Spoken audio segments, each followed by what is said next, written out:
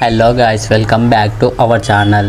ఇప్పుడైతే మా ఫ్యామిలీ అందరం కలిసి టెంపుల్కి వచ్చాము. ఈ శివలింగం 3 గుట్టల పైన ఉంటుంది. దీని హిస్టరీ గురించి ఇప్పుడు మీకు చెప్తాను.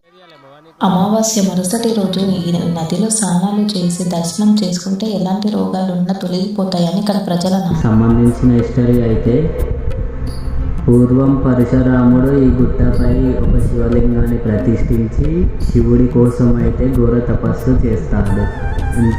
ఎంత తపస్సు చేసినా శివుడు ప్రత్యక్షం కాడు. అలాగే తను ప్రతిష్ఠించిన శివలింగం రోజు రోజుకి పెరగడం వలన పరశురాముడికి కోపం వచ్చి తన దగ్గర ఉన్న గొడ్డలితో ఈ శివలింగంపై అయితే కొడతాడు. కొట్టగానే వెంటనే శివుడు ప్రత్యక్షమయ్యి, పరశురామ, నీ తపస్సు నచ్చింది. ఇక నుండి పవిత్ర పుణ్యక్షేత్రంగా అలాగే మహిమగల్ల క్షేత్రంగా రూపొందుతుంది అని పరశురాముడికి శివుడు అయితే వరం ఇస్తాడు. గుట్టపై ఉన్న 3 గుండ్లపై అయితే స్వయంగా వెలిశాడు. ఆ శివలింగం దగ్గరికి మనం వెళ్ళాలి అంటే ఈ 3 గుండ్ల మధ్య సందు అయితే ఉంటుంది. అక్కడి నుంచి అయితే వెళ్ళాలి. ఇక్కడ నుంచి మా అక్క కంటిన్యూ చేసింది. ఫ్రెండ్స్, వినేసేయండి. ఇక్కడ శివలింగం జలల ఆకారంలో వెంట్రుకల వంటి నిర్మాణం కనిపిస్తుంది. అందుకే జలల రామలింగేశ్వర స్వామి అని పేరు వచ్చింది.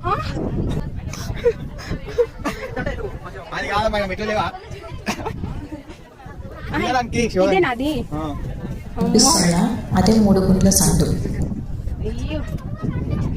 ఇక్కడ కనిపిస్తుంది కదా. ఈ బండరాల మధ్య సందు. భక్తి లేని వాళ్ళు ఈ బండరాల మధ్య సందుల నుంచి బయటికి రాలేమంట. చూద్దాం మనం వెళ్తాం అనేది అనేది.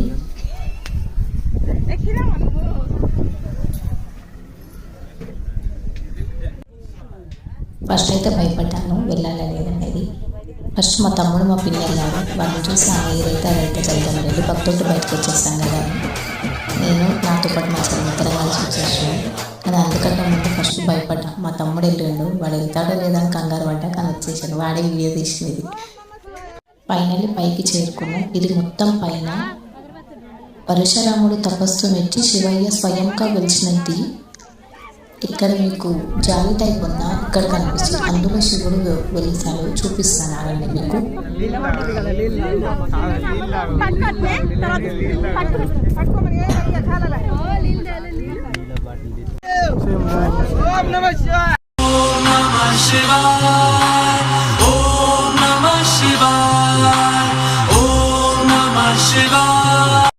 అంతకు మనమే శివుడికి పాలాభిషేకం చేయవచ్చు. చూడండి, మేము చేసుకున్నాము. చూసారు కదా, ఇగో ఇక్కడ అగో కనిపిస్తుందా మీకు? నేను జూమ్ చేసి చూపిస్తాను. వెయిట్, అగో అక్కడ చూడండి కనిపిస్తుంది. అగో అక్కడే నేను జూమ్ చేస్తాను. అందులో కనిపిస్తుంది చూడండి. దర్శనం అయిపోయి ఇప్పుడు కిందకి వెళ్తున్నాం ఇంకా. కానీ చాలా భయం అవుతుంది స్టెప్స్ పైన నడవాలి అంటే. చూసారు కదా ఎంతుందో ఎంత.